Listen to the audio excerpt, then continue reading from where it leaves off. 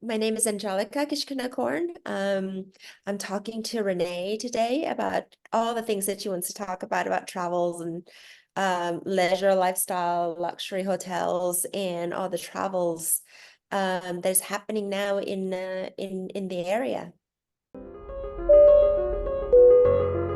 Hello, my name is Renae Leith-Manos. Welcome to this podcast, Where to From Here, featuring conversations about luxury travel and how it's changing in every pocket of the globe.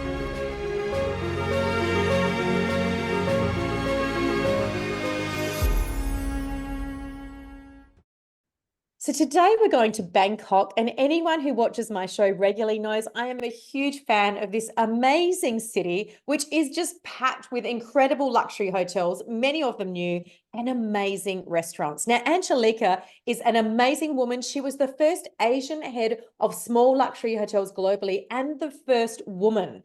So that just tells a little bit about her passion for luxury hotels and about her leadership skills. She runs her own hotel group she's going to tell us about. But one thing I have done a lot of reading about is her environmental dreams about Southeast Asia and particularly Thailand. Without further ado, welcome to the program.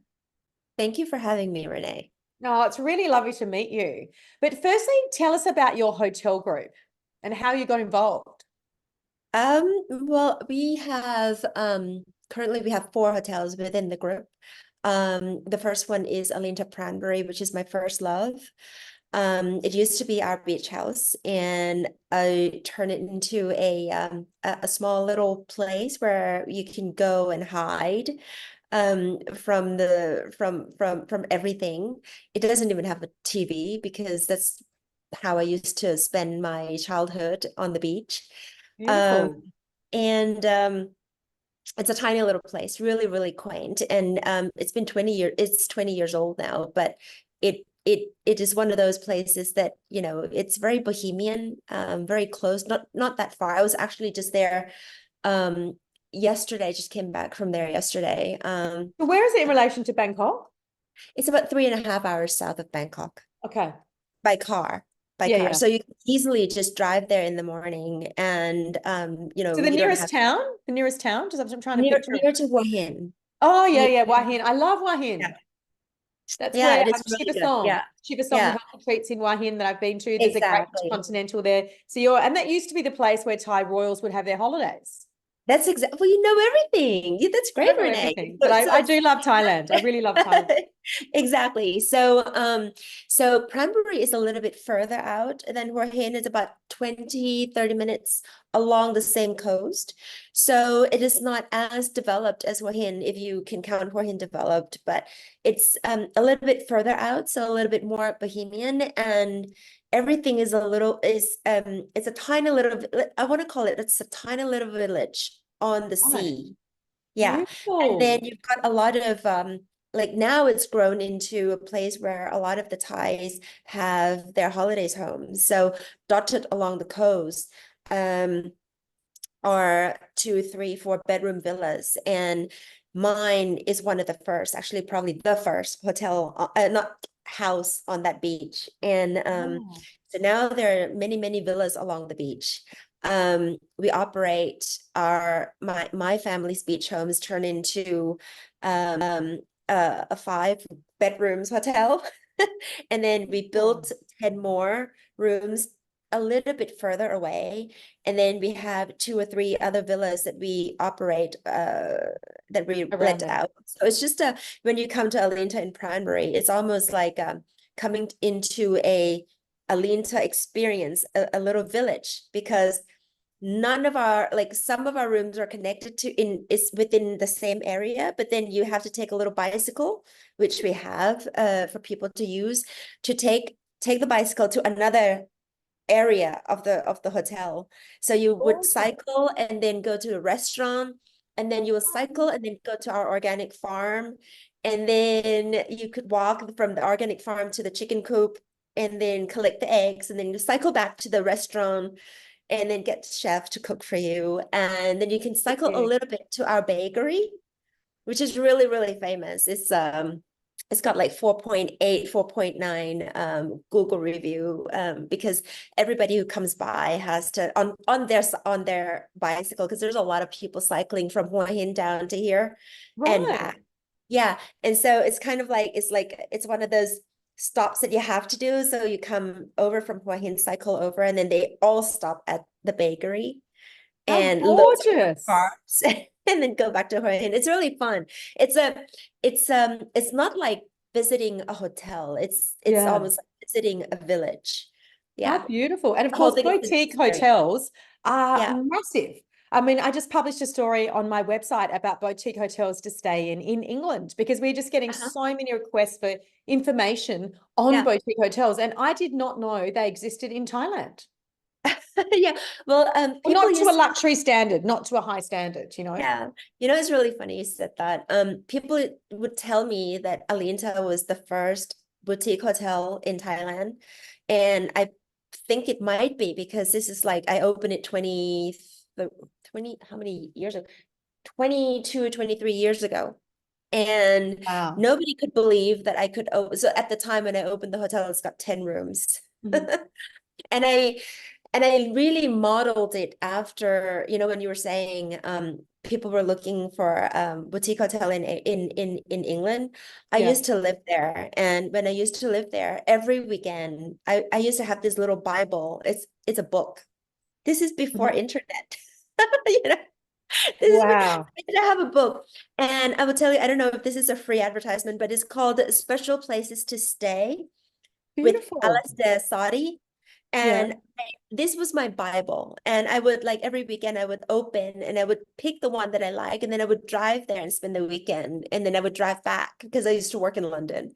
Yeah. And so when people used to ask me, Angelica, we want to go to Thailand, where should we stay? And I'd have no idea, because none of the Yes. places that existed at the time is the kind of place that I want to stay, on holidays. Because when I was working, I used to live in Hilton, Hyatt, Marriott. They're amazing for when you go to work, but you don't really want to spend Your your holiday then.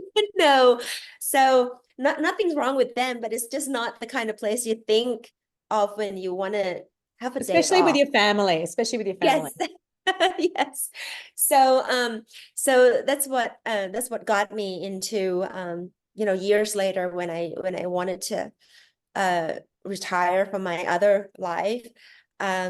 I turned our beach house into a hotel, and then when it was Beautiful. successful, yeah, it was actually really funny too, because it was at the beginning of the internet. So the first thing I did was to build a website for it. That was 2003. You remember? Wow.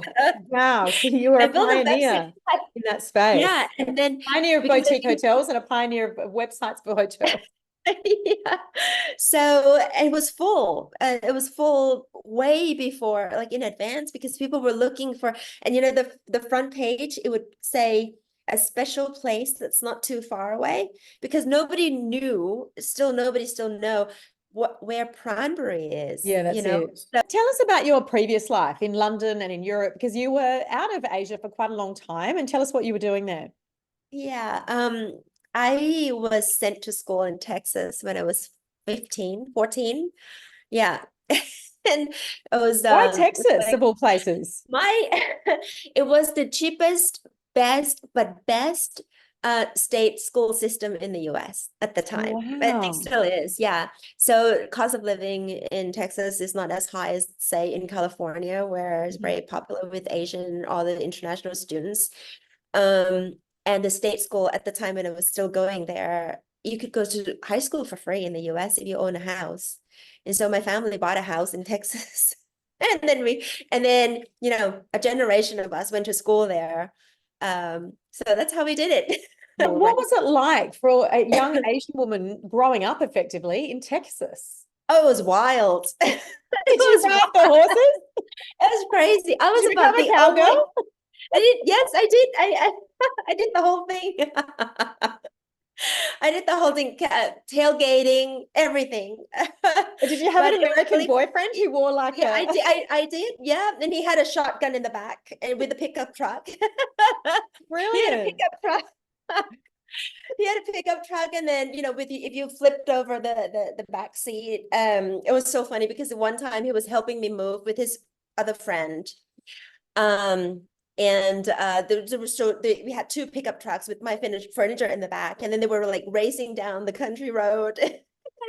And then the Wow. state trooper stopped us, like literally like the lights and the cowboys coming out with the state trooper. And he said, well, okay, you guys were going too fast. Can we see your registration and license? And I was sitting next to him in the drive, next to him in the front. And then he's like, well, move a little. And then he reached over and flipped back the seat. And it was like guns. Wow. Shotguns, all kinds of. I was like, oh my God, he's gonna shoot the state trooper. Oh my But no, goodness. no, he was just reaching out for the registration, so it was all was well. Okay. It was crazy. It was crazy. It was so funny. No, but it's fun. It's great. The I had world a away great. from Bangkok. It was, yeah, because in Bangkok you could walk everywhere, right? So I used to just be able to walk to a grocery store, walk to buy something. And you move to Texas, you need a car. Yes. And at the time, I was 15 or 16. I didn't have a car, I didn't have a license. So it was kind of not easy to get around. There was no pavement either in Texas. You got to have a car. It's crazy. Wow. No, it was a great experience too. Yeah. So And then yeah. where did you come back to Asia after that? Or because you worked in Um, London? I first I was hired by GE Capital right out of university, and then they sent me to Singapore. So I worked in Singapore for 2 years in finance, and then they sent me back to the US, and then I was in the audit staff. So I was traveling around auditing different businesses for like 3 years. Um, and then I had enough. I was just like, no, I had to stop traveling. This is when I really was on the road Yeah. 365 days. I didn't have a home. I had a pigeonhole in Stamford in Connecticut with my name Wow. on it, and that's where all the mails goes Were you to. studying at Stanford? Yeah. Wow. What did Yeah. you study there? No, I didn't. No, that was my I didn't. That was my office. I see. Yeah, so Yep. GE Capital Yep. headquarter was in Stamford, and I Right. had my address there. But I was traveling. I was going everywhere to do the audit, and then after that, they sent me to London. So I Okay. was at GE for like 10 years. I never changed my I never changed. I never worked for anybody else. And the Um, same in London? I stayed in London for 6 or 7 years, and then Brussels, but then kind of like just for a short time. And then that's when I kind of said, I need to go home because at the time I never meant to go around the world working for a big company in finance. Mm. It was just great, and all the experience that I gained, and it was one of the Yeah. best companies in the world, and I really really enjoyed my time, learn a lot. But at the end, toward after 10 years, you're kind of like, what am I doing here? At the time, I was living in London, with another apartment in Cologne, and then another apartment in Brussels. It was like, what am I doing here?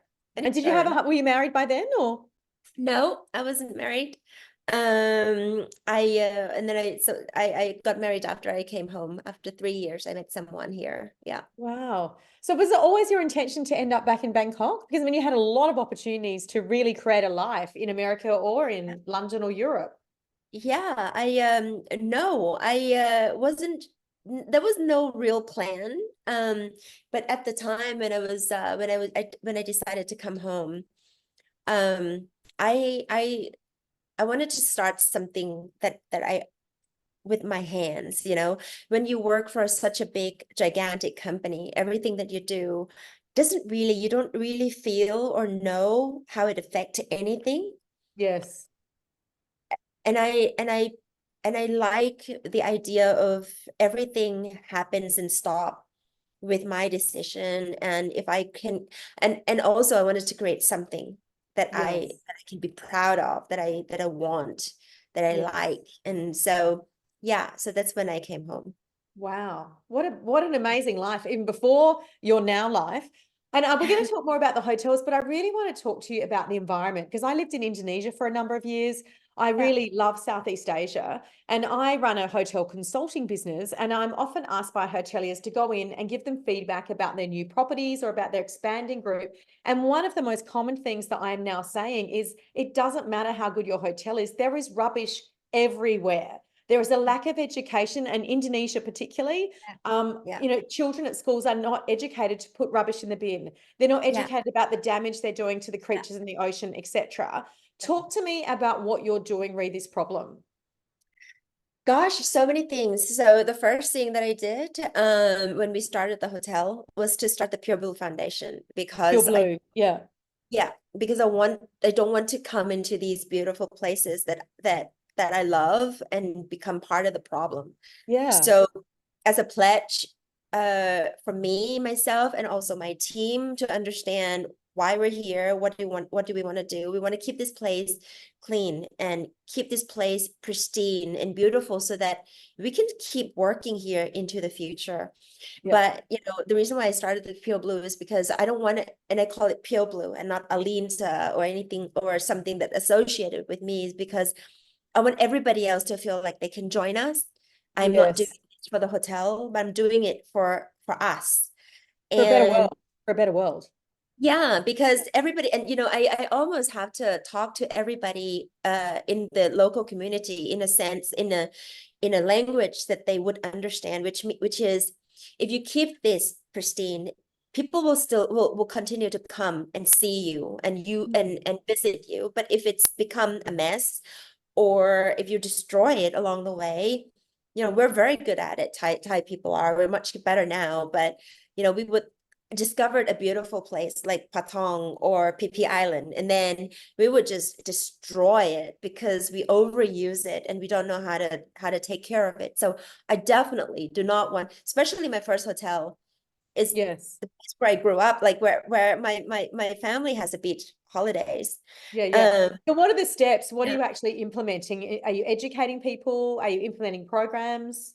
Adopt the school so that we could work with the local community and work with the children, and to exactly teach, exactly what you were saying, teach them, you don't have to bring plastic bag to school and throw it away. You could Yes. have a bag that you could reuse. It could be Yeah, plastic is not a bad thing. It's just that the throwaway kind is not so great for us.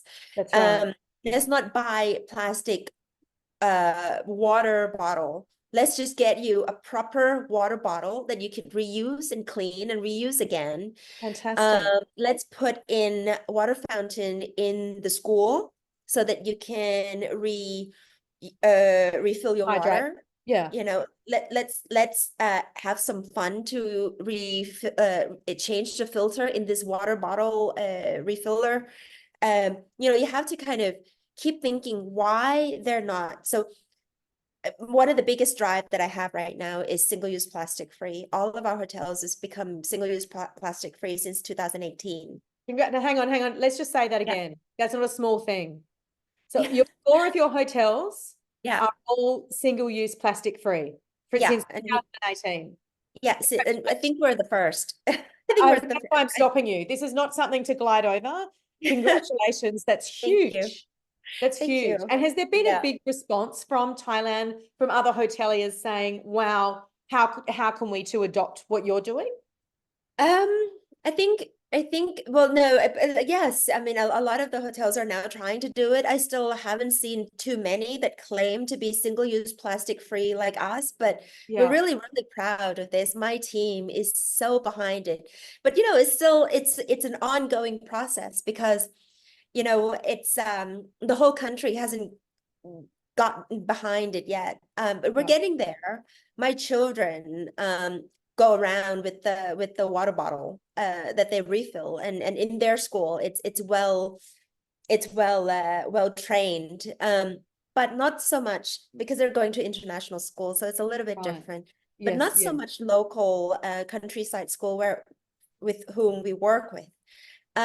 So we give them the water bottle, we put in the water filtration system. We work with them to get them excited about environment, to explain to them, and then How, so let me stop you. How do you get them excited? Because I've seen in Indonesia, no one's excited about it. I mean, they've got traffic jams, they've got bad pollution because they're burning off rubbish because they don't have proper rubbish disposal systems. But no one seems to be excited. Like it's really hard. So how are you getting them motivated to save the world, save their country? Thai people are very clean. So it's kind of like a little bit of the battle won already, because the children in the school is clean. Nobody throw things on the floor, and we clean things up. But the plastic is something that is too easy, and a lot of it has to do with the convenience store, the 7-Eleven of the world. You know, go in, you buy something, it's plastic coming out. Yeah, it's all a circular economy in that sense. It is. But if you can work with them and give them a little bit of a kickstart, which is like the water bottle, or give them a bag so that they don't have to carry a plastic bag. You could start talking to them about it's a lot cheaper if you just keep using the same thing. It's a lot cleaner, and all these tourists, they're not going to come back if the place is dirty or full of trash. So those are the kind of conversation that we have all the time. And the other thing that we do is we come up with a mascot. So near one of the hotels that we work in, that we have the hotel, we have it's the Aleenta Phuket Nga is where the marine turtles still come and lay eggs every year. Oh, And beautiful. it's crazy. So we want to protect the nesting area. Nearby, there's a fishery department from the government. And so we've been supporting them for the last 10-20 years with money, with food for the turtles, because they also take the eggs and hatch them and then release them back into the sea.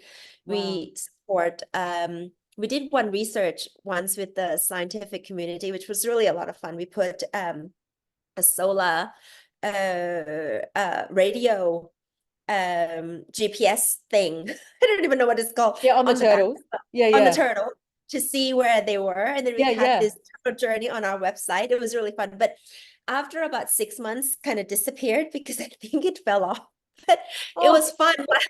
It fell. I really one disappeared. The other one ended up really close to Phuket. So I hope that it wasn't because he got caught. But anyway, but it lasted about 6 months. And the scientist that we worked with, he was Japanese. He said, "Oh, Angelica, the turtles, they grow. So when they grow, the glue that we put this thing on comes off. It comes off." I want to believe that version. So sure. No, I hear you. But that's part of the excitement, is really engaging them with animals who are, massively and firsthand affected by, rubbish in the oceans. Yeah. Oh, look, it's amazing. I think you need to get to Indonesia as well. It's such a problem. It's a really big problem in Southeast Asia. But the beach is actually let's say most of the problem didn't come from us. Half of the problems comes from, well, it is us.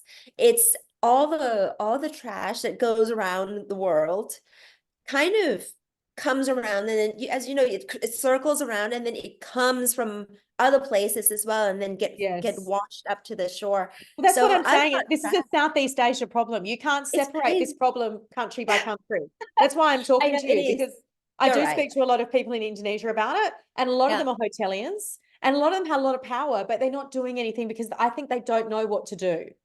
That's the situation. It's a huge problem.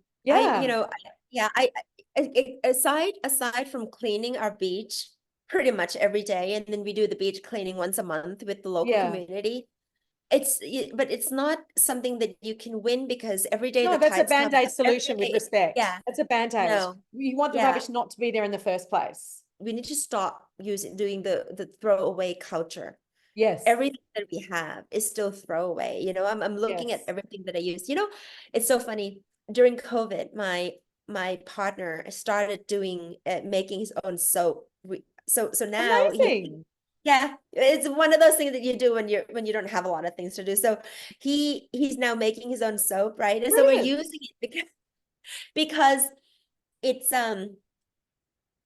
because we know what's in it. And Yeah. it's all organic and it's the best thing that I could find, so there's no chemical in there. So I am Yes. now using it. So now what I've when I looked at it is when we use this soap, everything goes away. There is no more bottle. There is no Yeah. container. There's no, if you use this liquid soap that is a pump thing, when the pump is gone, when the liquid is gone, you still have this whole bottle. I don't have an answer for that. Yes. So now I stopped using the liquid soap and I only use his soap, which is amazing. Yes. And yeah, Well, of course, a yeah, lot of the hotels are using companies like Byredo to make the pumps yeah, that refill. That is a really, yeah, really big trend that I'm seeing everywhere, from London to Bali to Sydney. Everyone is doing that. But yeah, yeah, I think even, isn't it funny how everything old is new again? Like the beautiful homemade products are yeah. now, potentially the thing that are going to save the world, which is Yeah, wonderful. I think so too. I think, we've survived for thousands of years without plastic. So my grandmother Yes. generation had everything in banana leaves and that's a Yes. package and stuff. And I'm not saying that we got to go back that way, But but there's clues. They've left yeah, clues for us, definitely. But tell me how you yeah. ended up in small luxury hotels. And I cannot understand that you were the first Asian and the first woman. How long ago were you head of it? And why was it, why did it take them so long? Coming from finance, I built my own hotel, but I knew nothing about the hotel business. I knew nothing. Wow. I sold my hotels on internet. I didn't start with agents. Yeah, I right. didn't know how to sell it, so I just put it on the internet, and lo and behold, it was full. And so I thought that by joining small luxury hotels of the world, I would learn a lot about Yeah. how it's done. And Did you? yeah, I did. Yeah. The headquarter of SLH is in London. Yes. All of the board of directors are, for the lack of better word, white middle-aged male. Yeah, understood. Yeah, yeah. European white middle-aged. You would have So they're shaken things up. They would have said, who on earth is this no, gorgeous European and woman? North Americans. But I was the only girl. And but I was not so much the only that didn't really matter too much, but the part that I wanted to kind of that makes me stay on is the part where I wanted them to remember that there's Asia as well. When Yeah. decisions are made and what affect us and what we could do for this. And then, as the time passes, Asia has become more and more important. And more so even So, now. I think into the yeah. future as well. That's what I see. Yeah, because we do have a lot of people. Yeah, but you It's just also a have lot had a of lot of people. progress and a lot of Yeah, economic success that just keeps coming. I mean, look at yeah, India, the most populated country in the world now, yeah. China, Yeah, and yeah. Southeast Asia So is we like a have a lot of superpower. consumers, right? Yeah, 100%. So yeah. So tell me, do you these days, where do you travel and is it in luxury? Do you find the need to get out of Southeast Asia a lot these days or not so much now? I do. I used to travel a lot more within the region when I first came back or when I used to live in Singapore when I first came back. But now, because of my two sons, How old are their your dad boys? is, he's 14 and 15. Yep, sorry, I cut you off. Yeah. No, it's okay. So my firstborn is 15 and my second son is 14. They're 15 months apart. Wow. Um, their dad lives in the US. And Right. so along the way, during the last 10-15 years, I've had to kind of deliver them to see their dad. And I Right. didn't allow them to fly by themselves because I'm just, wanted I can't let them just fly to the US on their own when they're no matter what. So we ended up we ended up making trips, have our own vacation, and then he would pick him up somewhere in the middle, or we'll drop him off. And so we would just Where is end up he? Where is their dad? Which part of America? in Colorado. Wow. So that's wonderful. Yeah, So you can ski beautiful in the place. winter, go and see him and Yes, ski and yeah. so my kids grew up skiing all the time. Wow, Yeah, yeah. fantastic. So That's a very different lifestyle to the typical Thai child, it young is, person. it is. It is. So yeah, they're crazy on skis. So that's fun. Yeah. And Yeah. and you know when when you were asking me about traveling, what do I do to get out of my normal routine? I have to go and do something. I can't just go to a hotel because then I would not turn off. I'd be like looking at everything, flipping the table over and see where Right. this, you know. I'm a bit So like that. yeah, yeah, looking at the label and 100%. And yeah, yeah, everything. So where do you yeah, I stay? feel like taking Airbnbs? pictures. Yeah, no. So I end up last summer we were in an RV in Norway. An RV in An Norway. RV. You are wild. I don't think I've ever spoken to anyone from Thailand who has been in an RV in Norway for a holiday. I love it. Keep going. Yeah, so we did two RVs in fact, because I didn't realize how long the country is. It's just so big. So we flew to Tromsø, rented an RV and drove the Arctic, went fishing and we went to Brilliant. play golf. Brilliant. We played golf in the Arctic Circle. It's amazing. It's great. I have twins, a daughter, a boy and a Yeah, girl. And so yeah, I get, the best of everything. But boys, I mean, they love it, right? My son, I just took him to India. They just want to do yeah, stuff, get engaged, do yeah, fitness, go running. So yeah, it's yeah. wonderful Oh no, to the have boys, adventures. the best thing with the boys is put them on the slope and then it's like bye. 9 Wow.